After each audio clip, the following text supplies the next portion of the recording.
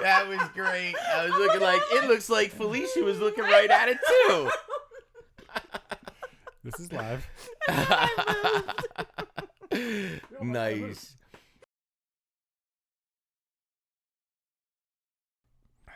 Right. This is the most comfortable you've ever been on a podcast? Ever. You look very Ever. Not that I've been on a ton of podcasts, right? But this is by far the most comfortable of them. But I feel like more like you're getting on more podcasts. I feel like I just saw maybe like so that you want to know what's funny? The two that I've done were actually from months ago. Interesting. They just released them. Yeah, because I did just see you on one like within the past week. That was from August.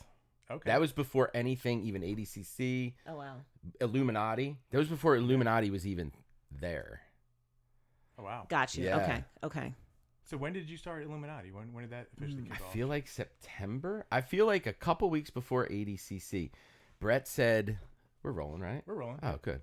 So Brett was just like, dude, all right, well, I had the surgery. So I had knee surgery, ACL replacement, and menisciotomy. So my meniscus is gone. I had the ACL. And so just obviously no teaching, no rolling. You know, I was really just rolling. I wasn't teaching at all at this point. But man, I was really, really missing not being on the mats at all. Like the training, like before I hurt my knee, I was at least 3 days a week just going around different places training. Not hard, 50%, but I just being off the mat actually really affected me. And I thought I would be able to just remove myself and be fine with just the commentary and all that, but it wasn't working. And Brett was like, dude, what if I wasn't thinking about putting some mats in the garage. Yo, and I had just been it was like, it couldn't have been better timing. I was just at Zapatero. I commentated Zapatero down in Florida, right? And where I stayed at, the dude Gino, who I commentated with, he has a house down there, and Combs lives with him. Keith Krikorian lives with him. Yep. Keith wasn't there, but Combs was there. And dude, he's just got a matted out garage. Like, I'm talking like you open the door and it's all mats in the garage. And John Combs and Keith Krikorian live here. And Gino, who's like a high school wrestling coach, you know what I mean? Black belt in jiu-jitsu. Yep.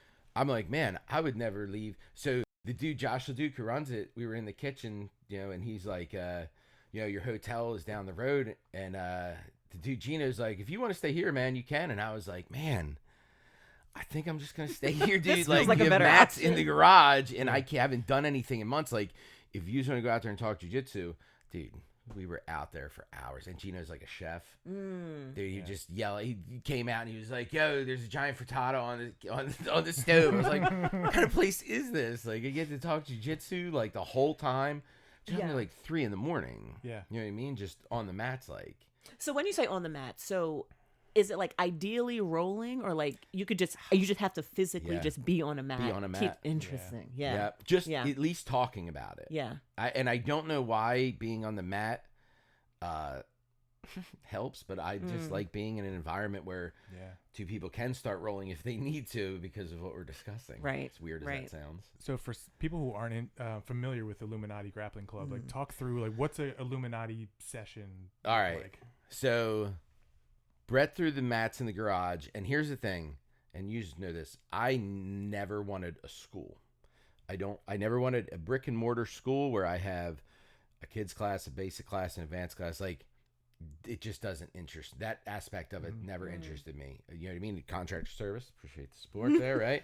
Like, I have an amazing, Matt's an amazing business partner. Like, I have so many, amazing employees. Like, that's such a successful thing. Like, that's a lot of work, a jiu-jitsu school with kids class, and having to worry about, oh my gosh, I need X amount of students to do, like, I'm just not down for that. And even somebody saying like, hey, because I had this offer so many times with, hey, you could just, you know what I mean? You could just run the program here and use this, but like, I don't want to feel obligation to anything at all. So if I did my own thing, I could care less if one person shows up that I can talk jiu-jitsu with, because it's not affecting me or anybody else in any way, shape, or form. The mats are in Brett's garage. Brett just wants to learn jiu-jitsu too. Like, that's why we're doing this. So there's not enough room in Brett's garage to really roll, nor, again, was I trying to have just a session where people were rolling, and selfishly, I couldn't roll. Yeah. Like my knees, you know what I mean? I'm about a month away from being able to move again, although I may start testing it out in a week or so just to see how motion goes. But anyway, so I thought, all right, what if I did a 90-minute like workshop once or twice a week, right? One, I didn't know 90 minutes of just, there's no warm up, there's no live training. It's use a bend to them. It's just, I thought people would be so bored of it by now. I honestly did.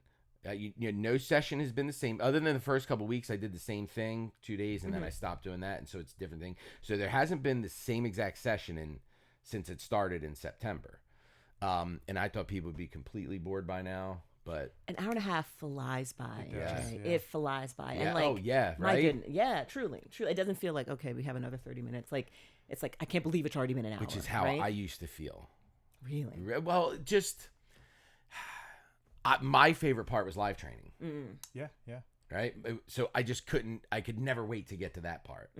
So I don't the understand. technique portion felt like forever. Just because I just wanted to be, when can we live train? When can we live train? When can we live train? You know what I mean? Especially as you become a belt. Man, we've done. How many times have we done this? You know what I mean? Well, and I think I asked you that my first session. I was like, "Is there training?" And you were like, "No." But I think if you go into the session knowing like this is just going to be like a workshop type situation, then you're fine. Like as long as like you manage expectations of the people. Dude, most people are wearing joggers, hoodies, and socks for the entire session. You know what I mean? Like it's no live training whatsoever, but it's incredibly specific and strategy driven concepts and technique. So I try to make it at least.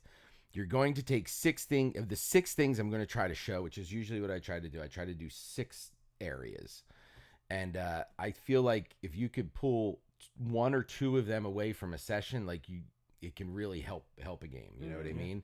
I think that I have men who are in their 50s who were, you know what I mean, who are totally not competitors. They're complete hobbyists that pay to take sessions, and I have like ranked athletes. Taking the sessions who both say, man, that were, you know what I mean? And again, it's not like I'm creating any of this. Like this is all study from other people.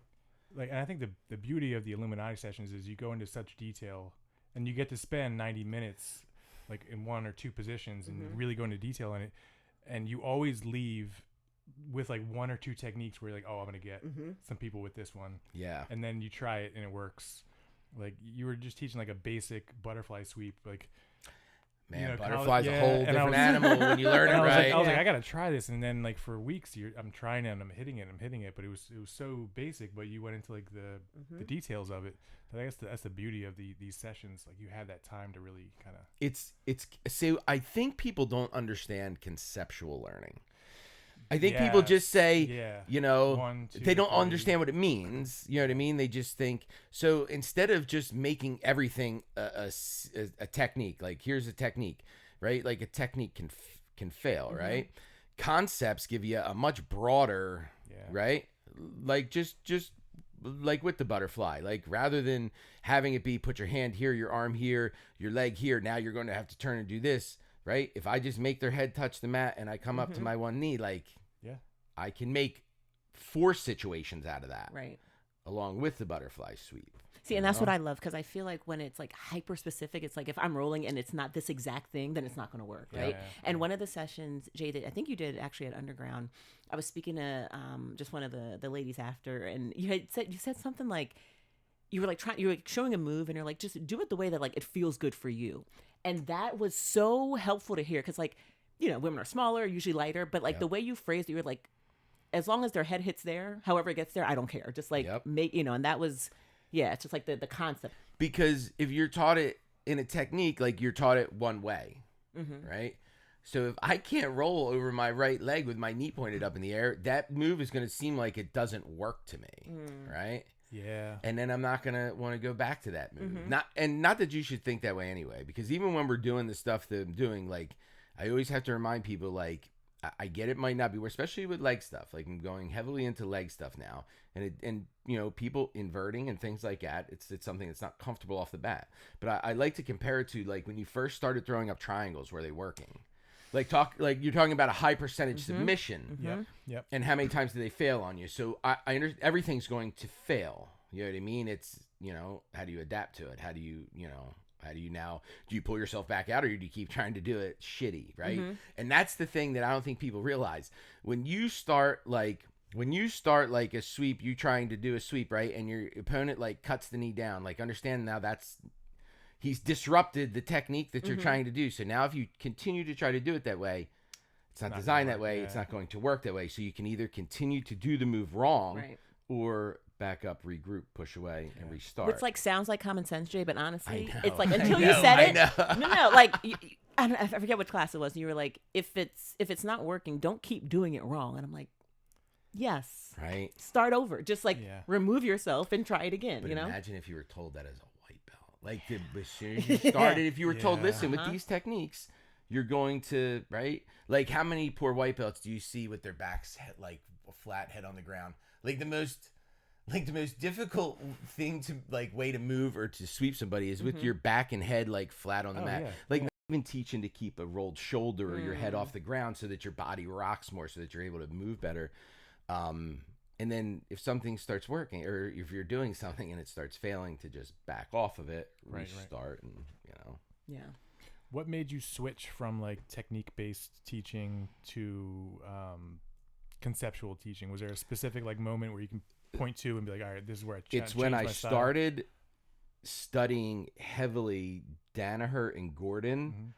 Just when you see, do you want to know why? I think people watch those DVDs. I can't imagine how many people spend all that money and don't watch them, which I believe is greater from the amount of jiu-jitsu that I watch. And the amount of money that Gordon and John make off DVDs, this whole world should be freaking amazing at jiu-jitsu. Do you feel like it's mostly white belts buying those DVDs? I think it's anybody who thinks, man, you know what? I'm going to pass everybody's guard next week. $250. I can get 50% off this week for a special. Dude, over and over and over again. I mean, think about how much money you make if you just get 1,000 people. You know what I mean? Like that's a lot of money with just 1,000 people. So... but yeah, I think jiu-jitsu would be much different if everybody was actually watching those DVDs and do what they say. But it was watching those DVDs, right? And it was kind of like what I told you earlier, like in the session we're about to do. Like, I for sure want to show a few techniques, but then I want to show videos of things that happen around it. Yeah. Right?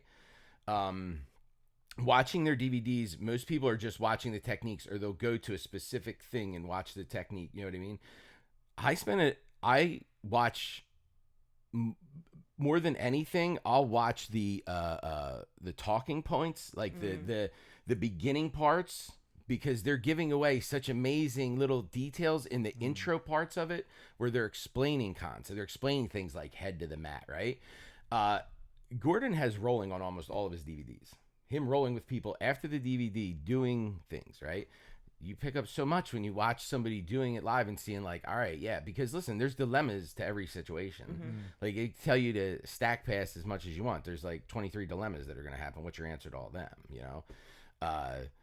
So that, and Flow has a ton of, again, I watch a stupid amount of jiu-jitsu, and that's why I kind of got turned to concept, because you see that just like a regular hip bump sweep, I mean, it's going to work on some people, and it'll work on good people when you're doing it correctly and the correct timings there, but it's not going to work on everybody. So how am I going to reverse him? How am I going to get this monster off top of me? Right. Technique's not going to always work. So sometimes it's about strategy and conceptual things. Like if I can just get his head lower than mine, I'm halfway there. Now my hips just got to get higher, you know? Now Flow has a ton of footage where they'll just go to gyms like Atos and fucking B Team and just film rounds and rounds with all the best guys. Like, dude, do you know how much more stuff they do in practice rounds than they do in a match? You know what I mean? Like match, they're always, you can be risky, right? Dude, you can take risky as hell. Dude, the Rotolos are two of the funnest people to watch in practice.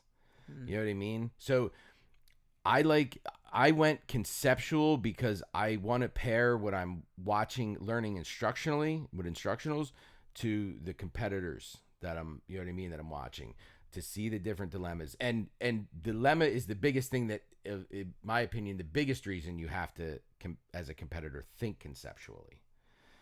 Because if you just think technique and the technique fails, you're going to tell me you have a technique for everything. Right. You know what I mean? So, anyway, that's my, thinking exceptional. But I'm also a big proponent of being disciplined and making the correct, having the ability to make the correct decision in the moment. Like you want to go for that head and arm triangle, right? But there's something else that's something else that's clearly there in a higher percentage. It's about making the right decision. And again, this is about winning in high level competition, right? Yeah. If you're a hobbyist and you're just training for fun, do what makes you happy. Don't do what I'm saying. Gosh, I sound like a psychopath. Like, do how it's fun for you. Once jiu-jitsu is not fun for you, you either better be getting paid a lot, or you got to find out what it was. Dude, you know what I tell people when I feel like people start falling out of love with it? Is submit people. Go submit people. As in like roll with lower belts. Or just go for more submissions. Stop holding back and falling to your back and playing lazy, and start winning. Just see if after you're winning for a while, how it feels to you. Is that fun again? Because if you've lost the fun, you're going to class, you're training, it's not fun. Well, what the only different thing was, did you have a time where you were submitting people that it was a more fun time for you, and now you fell back into a learning stage where now the submissions are less, only because you're not attempting to be more aggressive. And it's not like you have to be a dick. No, well, it's funny. So we just took a basic class. Roll over everybody and submit them all and not be mean. Right. And that was kind of, like last night we did a basic class, and like afterwards we're like, that was so much fun. Like you feel like a wizard, right? When you're rolling with folks who are like just starting off, and that was a lot of fun. That class, it speaks to that balance, because you need those rounds with people that are better than you, where you're defending. You need those rounds with people that are like equal to you. Yep. But then you also need those rounds where you're rolling with white belts and blue belts, and you're just you feel like a wizard at the end. You're like, man, I am good at this. This is fun. I am capable of submitting people. It lets you work on what you need to work on. Exactly. Yeah, and work on finishing. Yeah. So it's funny, Jay. I was thinking, like, all the jiu-jitsu that you watch and like take in, was Illuminati like therapeutic for you in a way? Because now you can like get some of that out. It's supposed to just kind of keeping it all. 100%. And you also get to use words like supine, right? Yeah, and dorsal. Dorsal is my favorite. And listen, I feel like on commentary, I'm starting to shift people to say things like that. I do see it more, and I like it. Hey, listen, we need a universal language, right? That's true for the sport. So I'm just trying to help that along. That is true, because every sport has like a very universal unique vocabulary. Yeah. Like if you watch golf, they're going to be using all sorts of terms that don't make any sense to people that don't golf. Yeah. Like, in that world, it makes total sense. Yeah. I don't even remember. No, it was just just this be like therapeutic for you. So now you have like an outlet for all this. So listen, I went a year. I went from August to February, where I only taught 6 a.m.s. Twice a week, which again, I'm limited to 15 minutes of technique. You know what I mean? And then I didn't teach again until September. I stopped in February, so I didn't teach it often. Do you know how much you can learn when you don't have to teach it to anybody? I learned the most in my opinion, from last August and now continuing because I had nothing to do. Because I had nobody to... I was just absorbing instructional after instruction, but I got to roll too. Like rolling was my...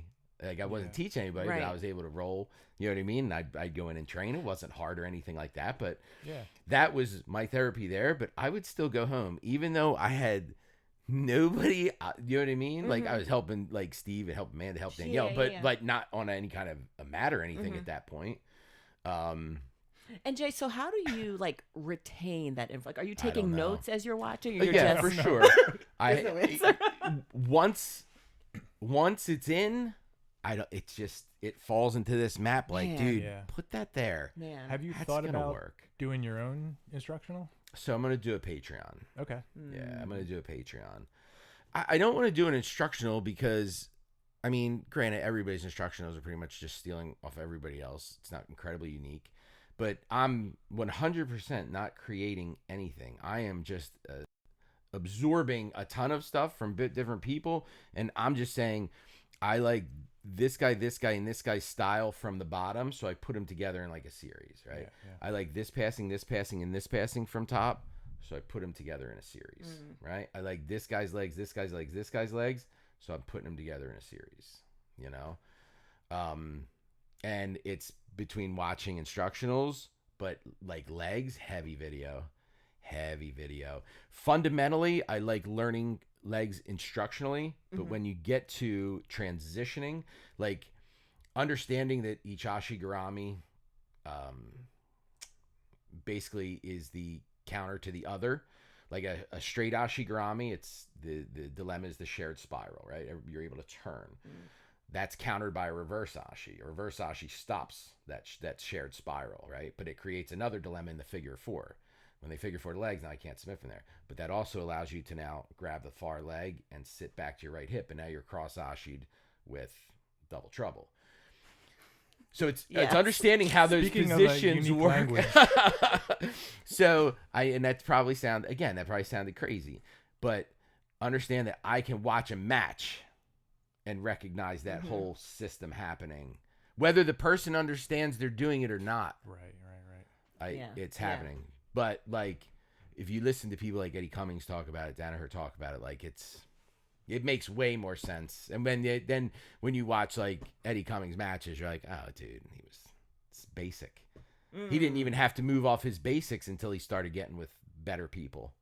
The only time he would even cross ashi people, go into cross ashi, was when it was like, you know, he's attacking a higher level opponent or somebody that knows legs better, you know. Right. His matches with Taquinho, he was moving more to cross ashi stuff, and Enrico Coco, the rematch with him, just moving right to cross ashi, which was unlike him. He would mostly move to ashigurami and then work his way into better ashiguramis.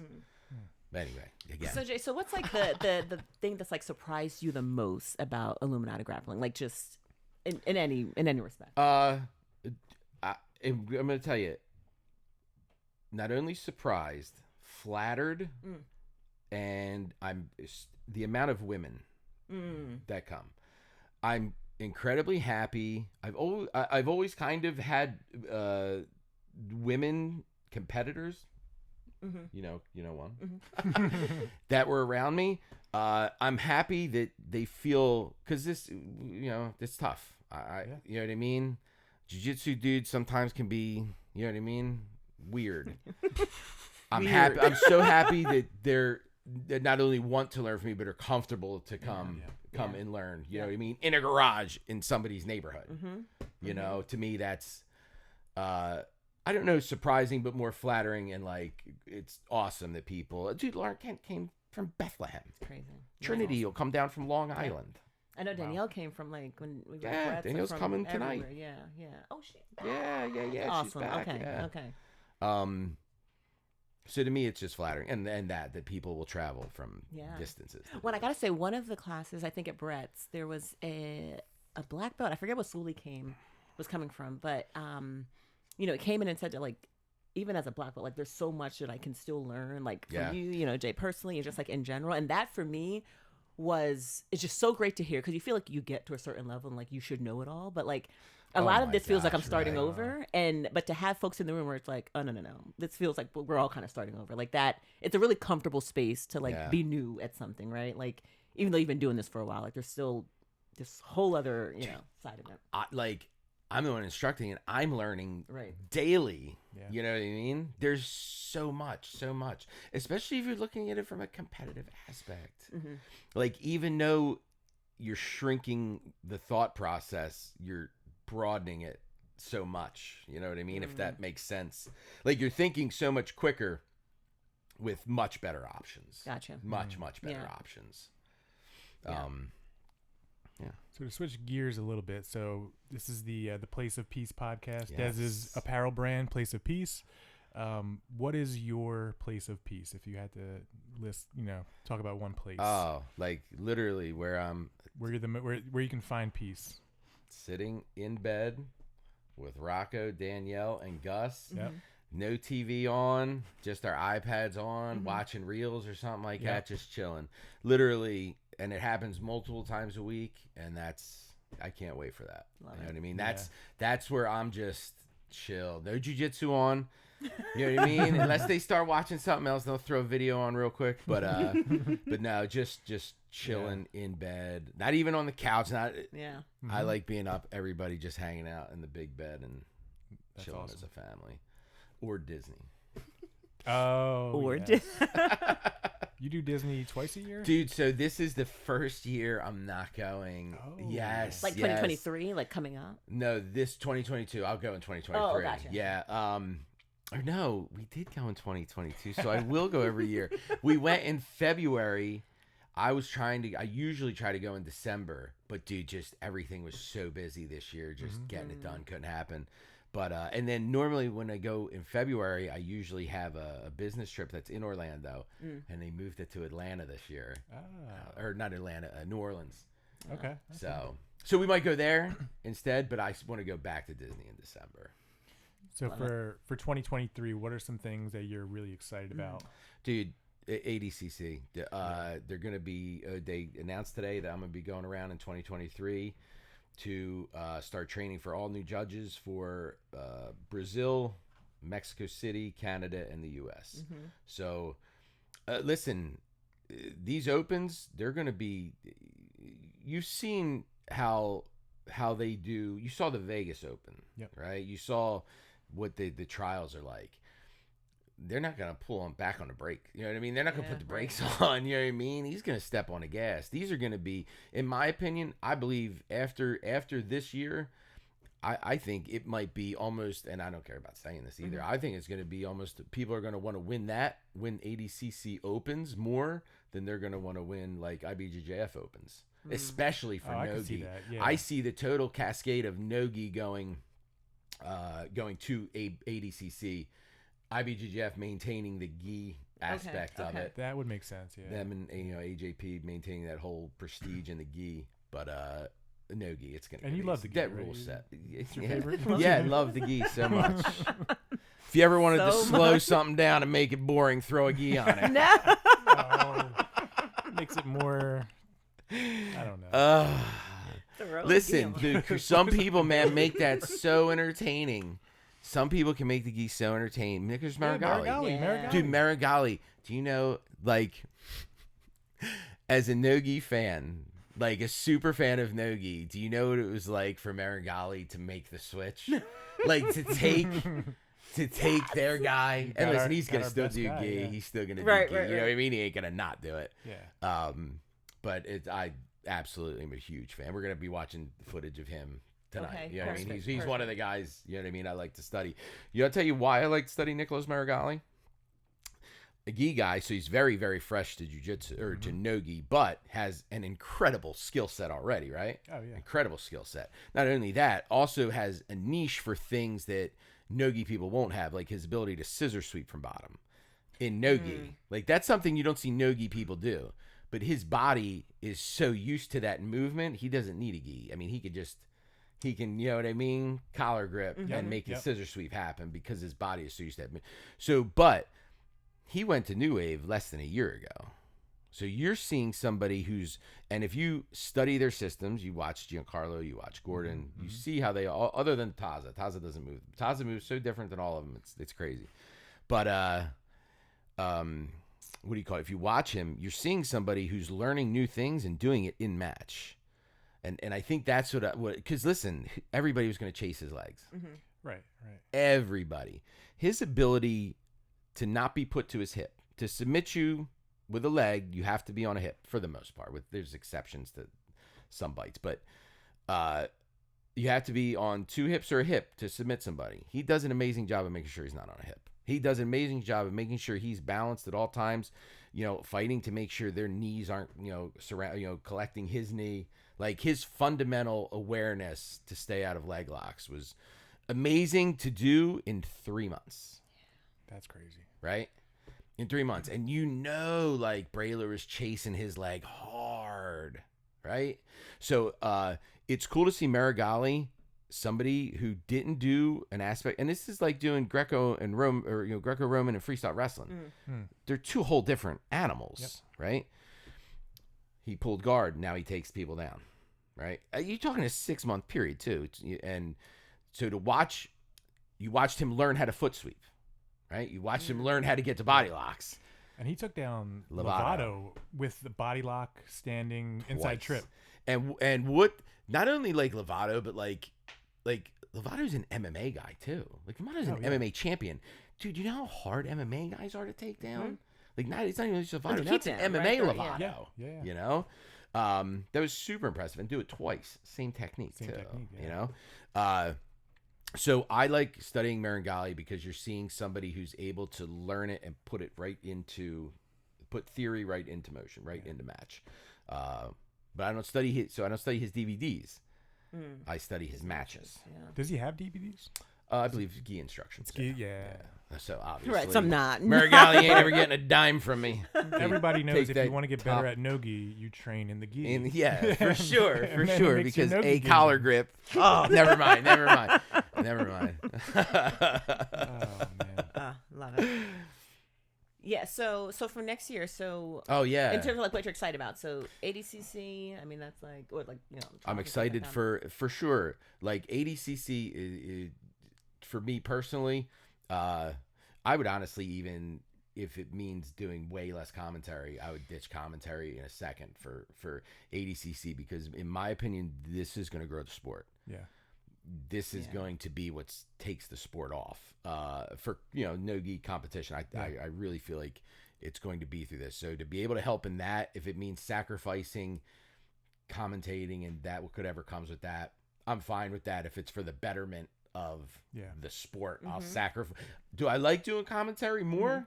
Dude, I love doing commentary, right? But I also would love to see like ADCC's opens all over the U.S. and Canada and Mexico and Brazil. Yeah. So that's what I'm looking for. And I'm also looking forward, like, dude, like all my friends do such amazing things. So I'm very excited to just see what is going to come their way this year too. Yeah. I'm so excited to see that. Love it. Cool. Do you see no-gi submission grappling becoming like a basketball, baseball, like a mainstream sport? That's tough. A mainstream for sure. I believe it can get to that UFC level for sure. Yeah. It's going to take some work, right? We got to listen, this is new for competitors. Yeah. Right? This is a whole new animal. Like mainstream is much different from, you know what I mean, doing a show on a stage in your your local town with, 5,000 people, 10,000 people watching it on Flow. Yeah. It's much different when it's going to be on, it's on a, ESPN or something like that. Yeah. And Jay, different for competitors, and like their nerves might kick in more than they usually would. Like, So I'll be honest with you though, that's like something. No. In the fact that, so if this goes mainstream, right? When it goes mainstream, like you're gonna need a much bigger pool of, like, ADCC is 100 grapplers, 97, right? I think it is 97 grapplers. All right, like if it blows up, you're going to need much more than 100 no-gi grapplers. So even extending that to 200, I don't think a 200 grapplers worldwide to be able to hold a mainstream sport is enough, right? How many MMA fighters are there for even 4 or 5 major organizations? Oh yeah, there's probably tens of thousands. Right? Yeah. So I mean, imagine jiu-jitsu needed 500 grapplers. That's what I'm saying. More people. There's going to be people listening to this who are going to fall into that pool and they don't even realize it. Right. So does it like lower the level of jiu-jitsu in terms of like? That's up to us. Oh. Okay. That's up to us. Okay. The information's all out there. They're all actually watching Dude, the instructionals. you know what? Right, but see, right, all right. right. So, here's where I say what I feel like the sport lacks, and only because it hasn't been it's not mainstream as coaches. Coaches, like, there's no glory in coaching. Yeah. There's no you know what I mean? You don't win worlds and then the picture of your coach is up there like this. Like, you have to understand that you're doing this. Dude, it's the same thing like ADCC. Like, you're doing this for the betterment of the Sport, future. yeah. But the problem is right now is there's no financial gain for a coach really to do this, right? You have Atos that houses, tons of B Team does it, you know what I mean? New Wave does it. But you know, for for the 99.9% of jiu-jitsu schools, they're doing it to make a living. You know what I mean? Competitors don't really make you a living at all, right? So that's where I'm saying it takes sacrifice from coaches. Like, just as, you know, as much effort as you put into a curriculum for the rest of your school, we're going to need coaches who are going to take athletes and say, all right, you know what I mean? To get you to the next level, I'm going to do the research. I'm going to put you through a program. You know what I mean? I'm not just going to run a conditioning class and make you do advanced classes and think you can go pro. Yeah. Right. Yeah.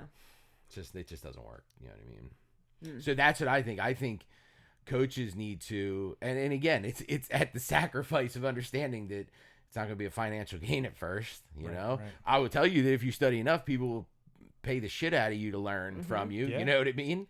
But, well, because it's like you're doing all the hard work, right? You're watching the hours and hours and hours of video, and then you're just like distilling it in a way that I can understand it, or like whoever you're teaching can understand. And that's what I think the beauty is of like Illuminati. It's like you've done all the hard work in terms of like the research. Yes. Now you're just letting us know, you know, like And I'm so excited. Like, for me, it's and you like doing it. Like, look what I saw.